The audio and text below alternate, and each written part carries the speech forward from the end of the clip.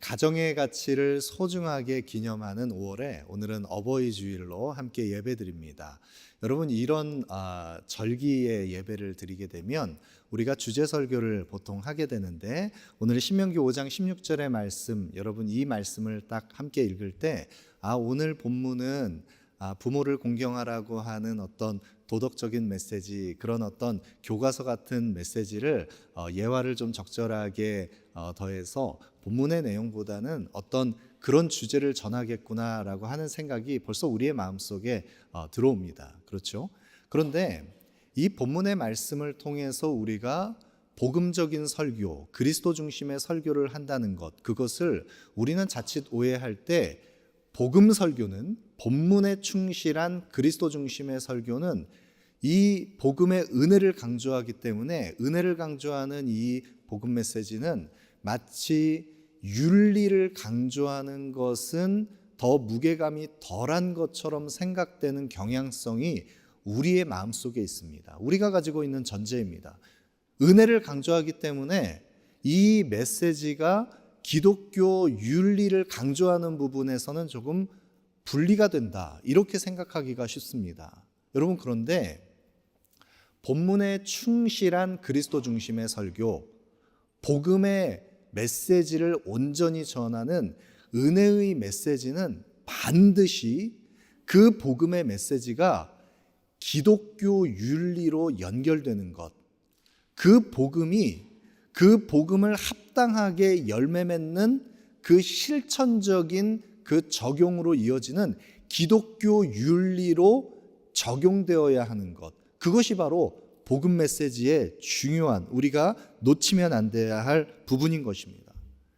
여러분, 복음의 본질을 잃어버린 종교성을 부추기는 그런 그 메시지, 그런 종교성을 부추기는 신앙생활을 우리가 하게 되면 그 복음을 잃어버린 종교는 도덕주의, 율법주의로 빠지게 됩니다. 도덕주의, 율법주의라고 하는 것은 그 도덕주의가 가지고 있는 특징이 내가 순종함으로 하나님께 용납을 받는다, 이 전제가 깔려 있기 때문에 내가 순종을 하는 그것을 통해서 하나님께 용납받는다라고 하는 이 전제가 깔려 있으면, 그러면 자신의 노력이 구원의 근거가 되기 때문에 복음에서 멀어지게 됩니다. 그것은 종교성을 부추기는 도덕주의입니다. 율법주의입니다. 그러나 우리의 속사람이 복음의 은혜 안에서 거듭난 성도가 된다면, 그 복음의 은혜 안에서 참된 성도로 빚어지는 성도는 반드시 그 복음의 은혜를 실천적으로 삶으로 적용해서 영혼 없는 몸이 죽은 것 같이 행함이 없는 믿음은 죽은 것이라, 우리의 믿음이 반드시 산 믿음으로 적용되고 실천되는 기독교 윤리로 나타나야 하는 것입니다. 여러분, 그런데 그 기독교 윤리의 가장 중요한 본질, 그것은 바로 사랑입니다.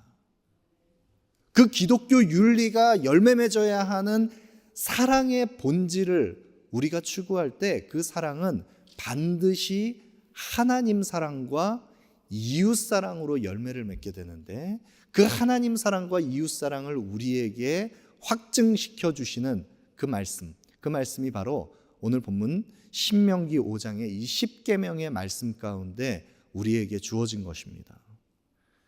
여러분, 수직적으로는 하나님과의 관계에서 하나님을 더욱 깊이 사랑하고, 하나님을 사랑하는 성도가 수평적으로 이웃과의 관계 속에서 화평의 관계를 맺어가면서 그 사랑을 실천하는 것, 이 하나님 사랑과 이웃 사랑, 이것은 모든 그리스도인들에게 주어진 표준이고 우리의 삶의 표대고 우리의 삶의 강령입니다.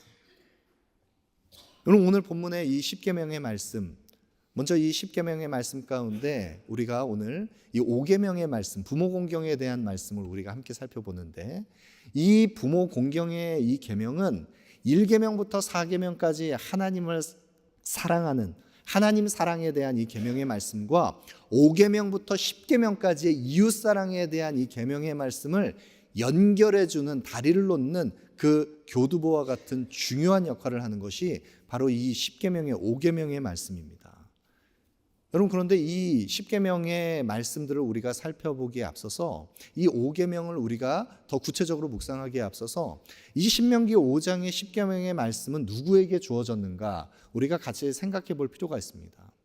여러분, 10계명이 소개되는 성경의 많은 본문 가운데 출애굽기 20장이 있고 신명기 5장이 있는데, 출애굽기 20장은 이 처음 10계명의 말씀을 받은 출애굽 세대, 그 애굽에서 건짐받은 이스라엘이 하나님의 산 호렙에서, 그 시내산에서 하나님의 율법의 말씀 모세를 통해서 두 돌판을 받고 언약을 체결할 때 받은 그 말씀, 그 출애굽기 20장에는 이스라엘의 1세대가 10계명을 받는 내용이 나옵니다.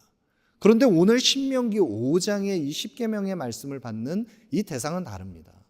여러분, 이 대상은 지금 가나안 땅을 정복하기 위해서 그 땅을 바라보면서 모세를 통해서 메시지를 듣는 출애굽 이후의 광야에서 난 이스라엘의 2세대, 그 다음 세대가 그 믿음의 선진들을 통해서 그들이 하나님께서 주신 그 언약의 말씀, 그 말씀을 모세를 통해서 다시 선포하고 그 말씀을 다시 언약의 말씀으로 그들이 받는 것, 이스라엘의 다음 세대가 지금 받는 10계명의 말씀입니다. 여러분, 오늘 본문이 속해 있는 신명기 5장 1절에 보면 모세가 온 이스라엘을 불러 그들에게 이르되 이스라엘아, 오늘 내가 너희 귀에 말하는 규례와 법도를 듣고 그것을 배우며 지켜 행하라. 온 이스라엘을 불러서 이 10계명의 말씀을 선포했습니다. 출애굽의 1세대가 아닙니다. 이스라엘의 2세대입니다.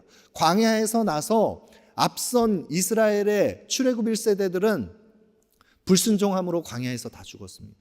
그리고 그 2세대가 지금 하나님의 언약의 말씀 앞에 서 있을 때 온 이스라엘을 불러서 그들의 귀에 귀를 기울이고 이것을 듣고 배우고 지키라. 모세를 통해서 하나님께서 이 언약을 주실 때 우리 하나님 여호와께서 호렙산에서 우리와 언약을 세우셨나니, 모세를 통해서 이 출애굽의 이 다음 세대에게 지금 모세를 통해서 하나님께서 오늘 여기 살아있는 우리, 곧 우리와 세우신 것이라. 여러분, 이 출애굽의 다음 세대, 그들에게 이 10계명의 말씀을 주실 때 오늘 여기 우리와 맺은 언약이라 그들에게 이 10계명의 말씀을 주신 것입니다.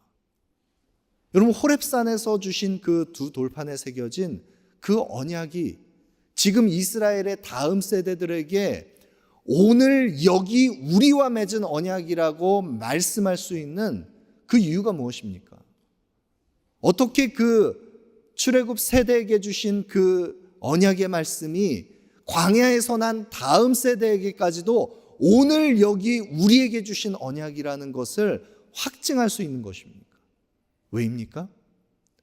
세대가 바뀌고 그 약속의 대상들이 오고 가는 모든 세대가 바뀌어도 약속을 이루시는 주체이신 여호와 하나님은 변함없이 신실하시기 때문입니다.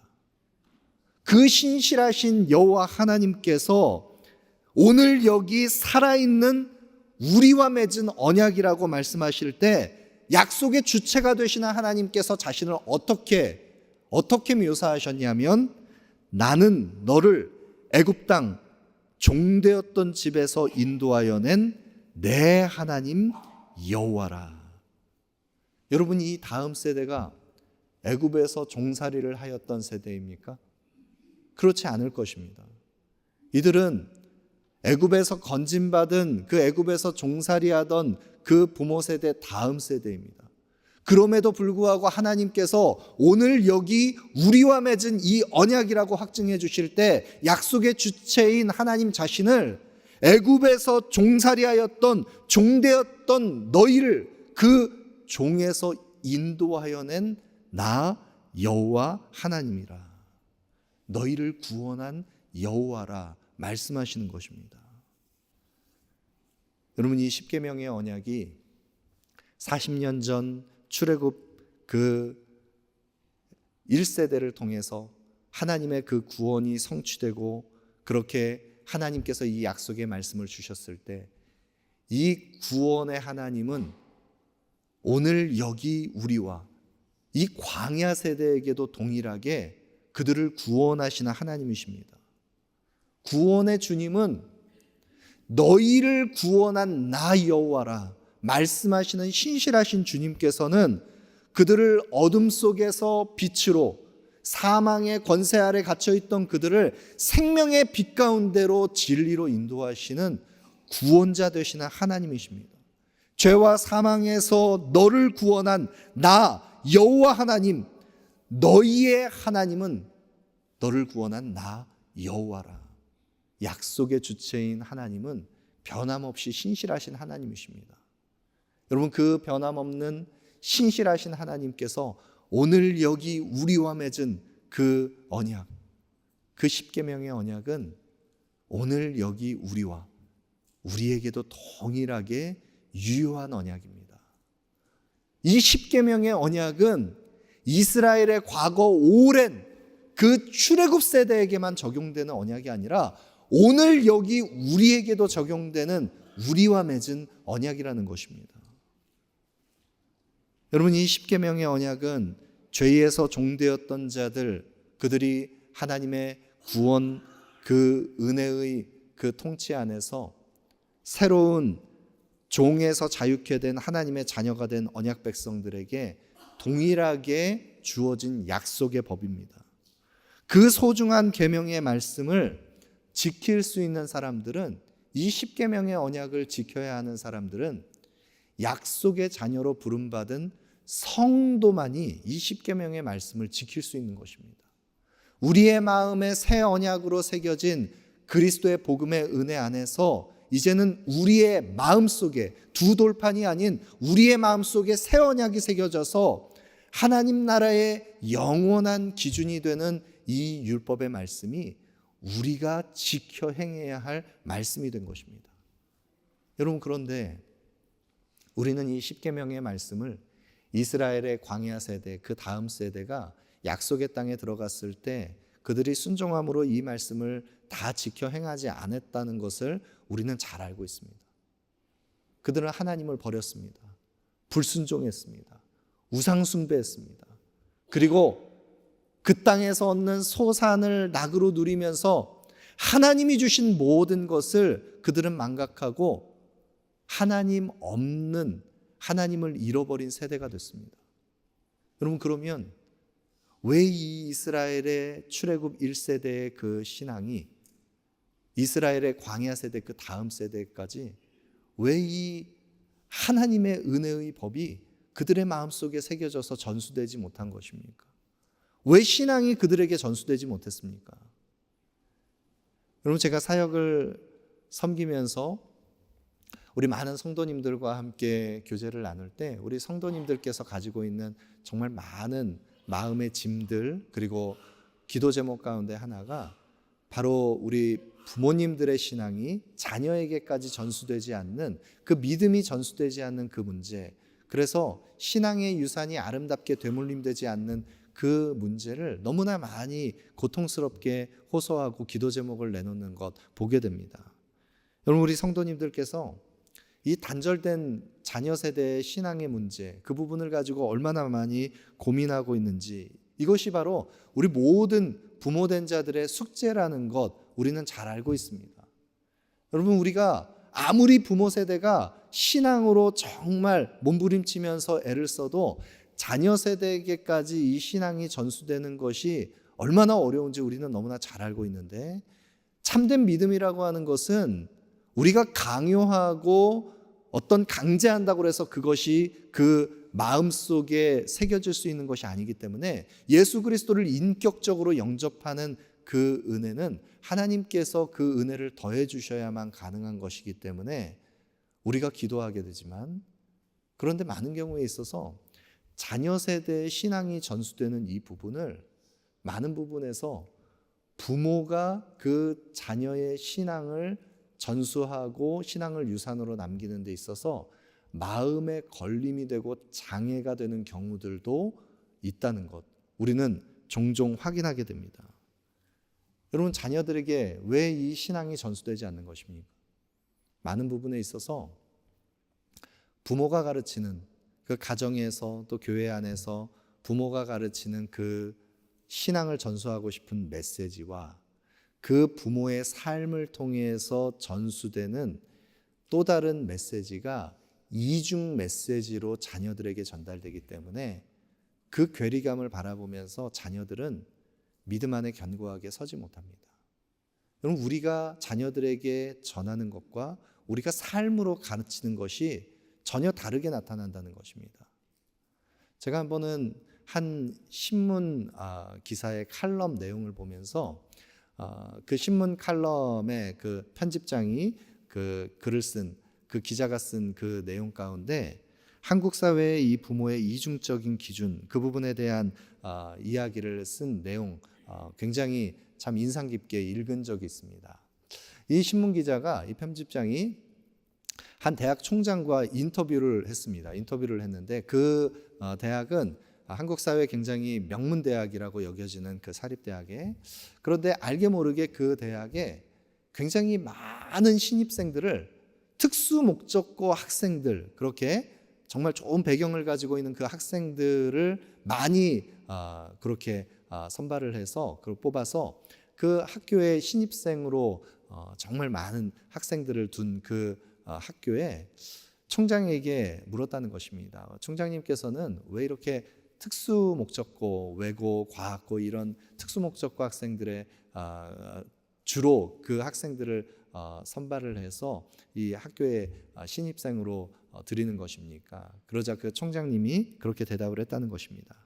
시골 출신은 달랑 혼자서 입학을 하지만 특수목적고 출신은 그 학생을 키워낸 부모의 재력과 권력과 인간관계가 몽땅 다 함께 입학하는 것과 같습니다. 그래서 기부금의 액수부터 다릅니다. 그러면 김 기자라면, 당신이라면 누구를 뽑겠습니까? 한국 사회의 학벌과 재력과 가문에 따른 그 우리 한국 사회의 그 차별, 그것을 적나라하게 그 한 단면을 보여주는 그런 내용이었는데, 그 인터뷰를 하고 나서 집에 와서 막 속으로 화가 일어나기는커녕 집에 와서 애꿎은 아내를 책망하면서, 여보, 그 학원비 좀 아끼지 말고 좀 좋은 학원 좀 애 좀 보내, 그랬다는 것입니다. 이 씁쓸한 이 한국 사회의 한 단면이 다른 집의 이야기입니까? 우리들의 이야기입니다. 우리가 가지고 있는 그 이중적인 메시지, 우리가 우리의 자녀들에게 참된 신앙을 전수하기를 원하지만 사실은 겉으로는 신앙이 더 중요하다고 여기면서 우리의 이면의 메시지는 세상의 가치를 쫓는 우리들의 모습. 그래서 그렇게 키워낸 아이가 세상이 이야기하는 성공을 만들어내고 세상 속에서 정말 그렇게 소위 성공적인 자리에 안착을 하는 그런 자녀의 모습을 보면서 부모를 통해서 배운 그 몸에 밴 이중적인 메시지를 고스란히 답습하고 있는 그 자녀들이 세상의 성공은 이루었지만 신앙을 잃어버린 그 모습을 바라보면서 우리는 정말 안타까운 마음으로 자녀를 위해서 울지 않고 신앙을 잃어가고 있는 그 자녀들의 모습을 보면서도 그리스도의 심장으로, 애끓는 심장으로 자녀를 위해서 울고 기도하는 것조차 잃어버린, 영혼을 향한 사랑이 식어져 버린 우리의 모습이 고스란히 자녀들에게 투영되는 것입니다. 물론 우리들 가운데에는 자녀를 위해서 정말 눈물로 기도하고 그렇게 자녀를 부단히 신앙 안에서 키우려고 애써도 그 자녀들이 그 하나님의 은혜에서 멀어져 있는 것처럼 보여지는 것을 보면서 너무나 안타깝게 기도하고 있는 우리 부모님들이 계시다는 것을 너무나 잘 알고 있습니다. 더 늦기 전에 우리의 자녀들이 하나님께서 명하신 이 언약의 말씀 안에 속할 수 있도록 우리는 하나님의 말씀을 가르쳐야 합니다. 그리고 우리 또한 그 말씀에 순종하는 자가 되어야 합니다. 다시 한번 오늘 본문 신명기 5장 16절 말씀 제가 읽겠습니다. 너는 내 하나님 여호와께서 명령한 대로 내 부모를 공경하라. 그리하면 내 하나님 여호와가 내게 준 땅에서 내 생명이 길고 복을 누리리라. 너는 내 하나님 여호와께서 명령한 대로 내 부모를 공경하라. 여러분, 이것은 하나님의 명령입니다. 이 10계명의 5계명의 말씀을 에베소서 6장에는 에베소서 6장 1절부터 3절까지에 이렇게 해석을 했는데, 자녀들아 주 안에서 너희 부모에게 순종하라. 이것이 옳으니라. 내 아버지와 어머니를 공경하라. 이것은 약속이 있는 첫 계명이니 이로써 내가 잘되고 땅에서 장수하리라. 여러분, 사도 바울은 에베소서에서 이 10계명의 5계명을 부모에게 순종하고 부모를 공경하는 것, 약속 있는 첫 계명이라고 이것을 해석했습니다. 여러분, 여기에서 부모에게 순종하고 공경하는 10계명의 5계명의 공경이라고 하는 단어, 이 단어는 그 영광이라고 하는 단어와 연결된 영어 성경에 번역된 단어를 보면 honor, 그러니까 부모를 가치롭게 여기면서 리스펙하는, 존경하는 그런 의미를 가지고 있는데, 이것은 본래의 뜻이 무겁게 여기다, 소중하게 영광스럽게 여기다, 그 존재를 중하게 여기다, 이런 의미가 있습니다. 여러분, 부모에게 그 부모의 존재를 존중하며 가치롭게 여기며 그 부모를 공경하는 것, 여러분, 이것은 우리가 어떤 기호의 문제로 내가 이것이 좋고 싫고 또 내가 선호하고 그렇지 않고 그렇게 해서 내가 선택할 수 있는 문제가 아닙니다. 여러분, 이것은 우리가 반드시 순종해야 하는 하나님의 명령입니다. 이것은 여호와의 명령이니라. 내 부모를 공경하라.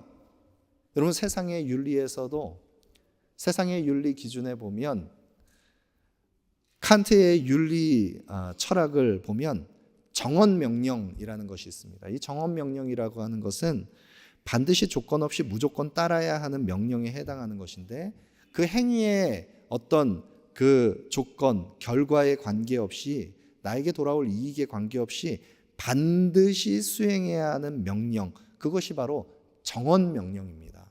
그런데 정언명령이 있다면 또 그 반대되는 가언명령도 있습니다. 가언명령이라고 하는 것은 조건적인 명령 수행입니다. 그러니까 만약 이러이러하게 한다면 내가 이렇게 할 수 있다라고 하는 조건부 명령, 부모가 부모답다면 내가 순종할 수 있다라고 하는 것은 가언명령일 것입니다.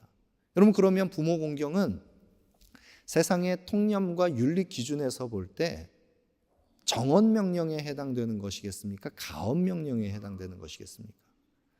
세상의 자연질서, 그 사회법, 세상의 통념에 의해서도 도덕률에 속한 이 부모 공경은 사회 질서를 유지하고 사회 질서의 가장 최소 단위인 가정을 지키고 그 사회의 질서를 움직이기 위해서 반드시 지켜야 하는 정언명령에 해당되는 것입니다.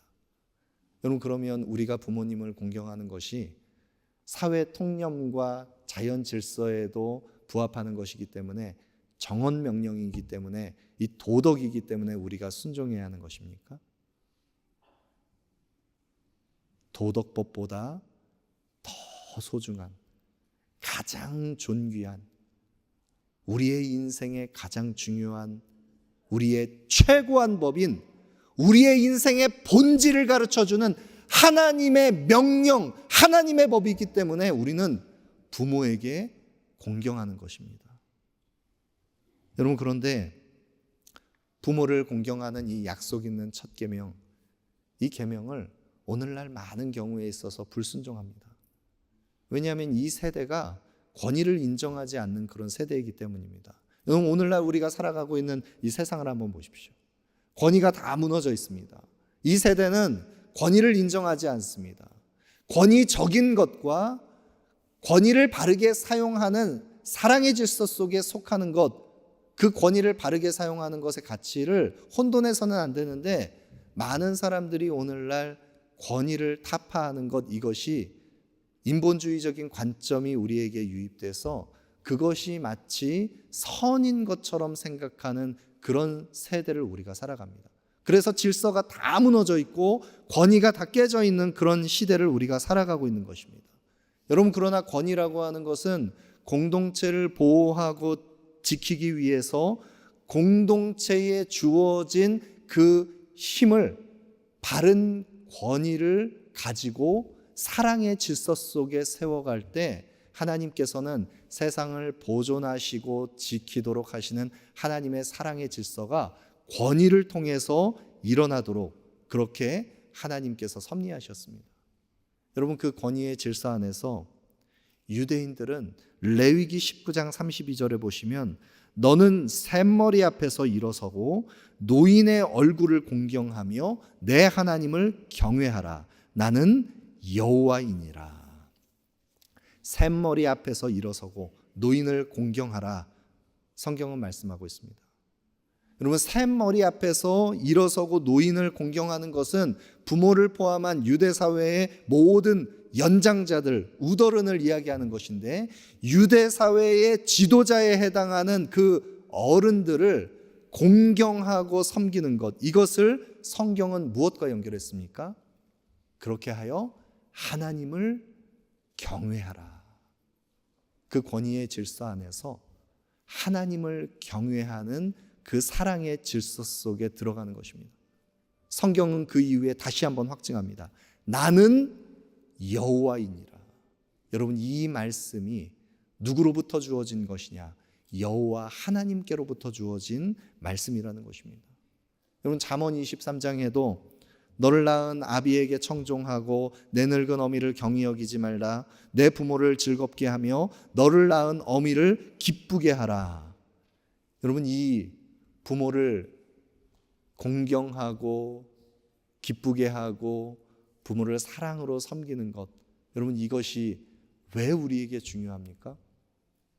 하나님의 명령이기 때문이기도 하고, 또 이 하나님의 명령에 그 사랑의 권위의 질서 속에 우리가 속하는 것이 중요한 이유는, 여러분, 하나님 사랑과 이웃 사랑을 우리가 함께 우리의 삶 속에서 기준으로 삼을 때 이 하나님 사랑과 이웃 사랑이 적용될 수 있도록, 하나님의 사랑을 가장 바르게 경험할 수 있도록 가정 안에서 첫 번째 권위로 세워진 대상이 바로 우리의 부모님이기 때문입니다.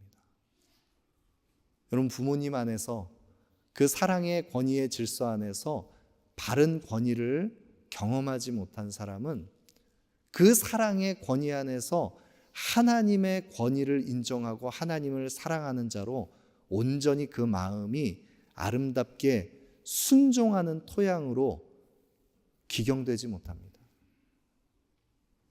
여러분, 온전한 권위를 경험해 보지 못한 사람은 그 깨어진 마음을 가지고, 어그러진 그 심령을 가지고 하나님을 경외하는 자리에서 하나님을 사랑하며 그 하나님 사랑하시는 이웃을 사랑할 수 있는 온전한 순종의 토양, 서로가 사랑으로 종노릇하는 그 마음의 토양을 준비하기가 어렵습니다. 여러분, 그래서 부모에게 너무나 중요한 책임이 있는 것입니다. 부모를 통해서 이 사랑의 권위를 경험하기 때문에 부모의 책임이 너무나 중요한 것입니다. 제가 지난 주간에 한 후배 목사님을 통해서 기도 편지를 받았는데, 이 후배 목사님은 이제 지금 미국에서 교육학 박사 과정을 이어가고 있는 이 목사님이신데, 이 박사 과정을 진행하면서 그 기도 편지의 내용 가운데 미국에서 300여 가정을 35년에 걸쳐서 전수 조사를 한 어떤 한 연구 결과에 대한 내용을 그 편지의 내용 가운데 적은 것이 굉장히 인상 깊었습니다. 300여 가정을 35년 동안 계속해서 추적 조사를 했는데, 그 기독교 가정 안에서 부모 세대의 신앙이 자녀에게 전수되는 그 비율을 조사할 때 그 분기점이 되는 그 원인이 어디에서 차이가 나느냐 봤을 때, 부모와 심리적으로 또 정서적으로 안정적인 그 유대 관계를 이어가고 있는 그 부모와 자녀 관계와, 또 그 정서적인 거리가 너무나 먼 관계가 깨져 있는 그 자녀 세대, 그 두 그룹을 놓고 비교해 봤을 때 부모와 자녀가 정서적으로 심리적으로 굉장히 어그러진 관계 속에 있는 그런 자녀 세대에게 신앙이 전수된 비율은 46%에 불과했다는 것입니다. 그런데 부모와 아름다운 사랑의 관계를 맺고 끈끈한 그 속에 정서적인 연결이 되어 있는 그런 자녀들은 71%에 가깝게 신앙이 이어지고 있었다는 것입니다. 여러분, 이것은 무엇을 의미하는 것입니까? 부모된 자의 책임이 너무나 중요하다는 것을 의미하는 것입니다. 내 하나님 여호와께서 명령한 대로 내 부모를 공경하라. 여러분, 이 부모 공경의 10계명의 5계명이 여전히 누군가에게는 불편하게 여겨지는 이 계명의 말씀이라는 것 잘 알고 있습니다.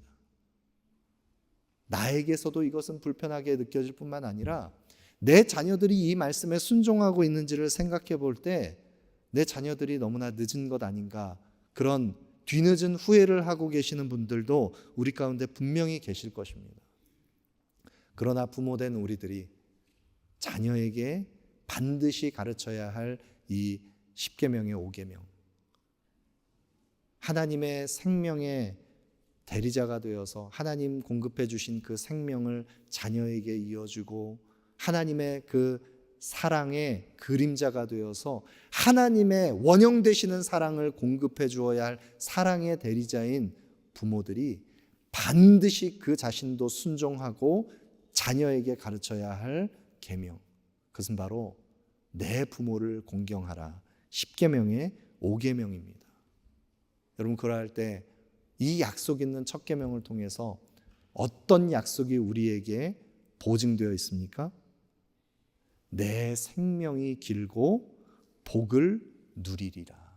여러분, 이 부모를 공경하는 10계명의 5계명의 말씀을 지키면 이 생명의 말씀을 우리가 목숨처럼 우리가 지키면 내 땅에서의 생명이 길고 복을 누리리라. 여러분, 우리에게 이 약속이 보증되어 있습니다. 여러분, 우리는 땅에서 잘 되기를 원합니다. 땅의 복을 구합니다.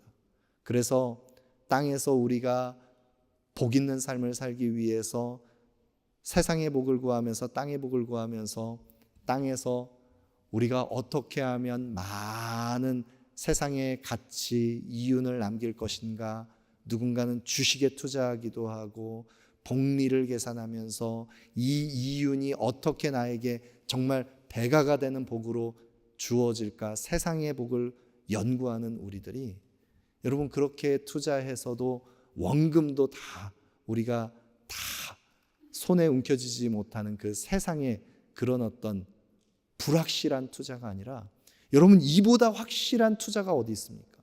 성경이 보증하고 있는 하나님께서 우리에게 약속하신 복입니다. 내 부모를 공경하라. 그리하면 땅에서 내가 생명이 길고 복을 누리리라. 여러분, 이 복을 우리 자녀들에게 가르쳐야 합니다. 물론 이것이 너무나 어렵다는 것을 잘 압니다. 저 또한 이 부모 공경에 대한 말씀을 오랜 시간 참 불순종의 자리에서 부모님에 대한 원망의 마음을 품었던 적이 있었습니다. 특별히 아버지에 대해서 저희 가정 안에서 그런 아버지의 어떤 역기능적인 모습들을 바라보면서 가정의 모든 불행의 그 원인이 아버지 때문에 비롯된 것이라고 생각하면서 아버지와의 관계가 굉장히 참 어려웠던, 깨어져 있었던 그런 시간들이 있었습니다. 오래전의 일이지만 그런 시간들을 지나면서 그리스도를 인격적으로 만나고 나서, 예수님을 제가 인격적으로 경험하고 나서, 말씀이신 주님을 제가 경험하고 난 이후에 말씀이신 그리스도를 말씀 안에서 만나게 되었을 때 그 말씀의 빛, 그 진리의 빛은 저의 내면을 투영하면서 내 속에 있는 모든 부정한, 모든 죄악을 진리의 빛 앞에서 정확하게 보게 하셨습니다. 그때 제가 그토록 정죄하고 그렇게 내 마음속에서 밀쳐냈던 아버지의 그 죄성이 나에게서도 동일하게 확인되는 죄성이라는 것을 보게 되었을 때 아버지의 그 연약함이 바로 아픔으로 보이기 시작했습니다. 왜 그런 어려운 시간들을 지나면서 아버지가 이렇게 어려움을 겪게 되었을까? 그 아픔이 비로소 보이기 시작했을 때 관계가 회복되었습니다. 여러분, 우리 가운데에는 부모님과 그런 어려운 관계를 여전히 개선하지 못하는 분들도 계실 것입니다. 여러분, 어떻게 우리의 가정 안에 이 10계명의 5계명의 말씀이 적용될 수 있습니까? 에베소서 4장 32절 말씀에 서로 친절하게 하며 불쌍히 여기며 서로 용서하기를 하나님이 그리스도 안에서 너희를 용서하심 같이 하라. 서로 용서하기를 하나님이 너희를 용서하심 같이 하라. 복음의 은혜 안에서만 우리는 서로를 용납하고 용서할 수 있습니다. 단지 도덕률로 우리가 순종할 수 있는 것이 아닙니다.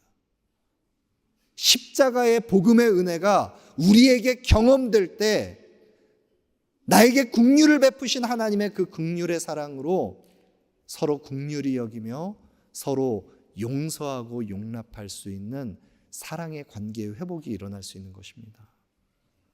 우리 모두에게 이 사랑의 회복이 일어나기를 소망합니다.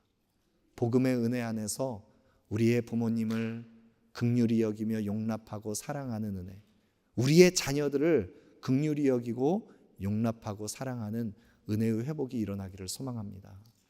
우리의 부모님들은 다 처음 그 부모 역할을 참 미숙하고 서툰 상태에서 우리를 키워내신 분들입니다. 여러분, 제가 요즘에 부모님에게 안부 전화를 드릴 때 새벽 기도를 오는 그 짧은 시간에 한국과 시간 차이가 있기 때문에 그 짧은 시간에 일주일에 두세 번 정도 부모님과 통화를 나누게 될 때 이때 정말 안부를 여쭐 수 있는, 그래서 정말 건강하게 그렇게 함께 소식을 나눌 수 있는 부모님이 그렇게 계시다는 거 얼마나 감사한지 모릅니다.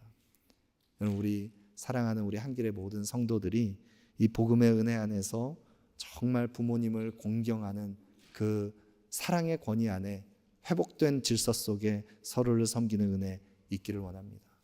우리 가운데는 그렇게 섬기고 공경해 드리고 싶어도 부모님이 더 이상 곁에 안 계신 우리 분들도, 우리 성도님들도 계실 것입니다. 부탁드립니다. 그런 분들은 우리 사랑하는 우리 한길의 우리 믿음의 선배님들, 우리 어르신들 샌머리 앞에 일어서고 또 그들을 공경하는 그 아름다운 사랑의 섬김, 우리 어르신들에게 나의 부모님인 것처럼 많이 그 은혜를 베풀어 주시기를 바랍니다. 더불어 우리의 자녀들에게 이 약속 있는 첫 계명, 이 부모 공경의 이 계명을 우리가 주의 교훈과 훈계로 양육하며 우리의 삶으로 가르치는 우리 모두가 되기를 소망합니다.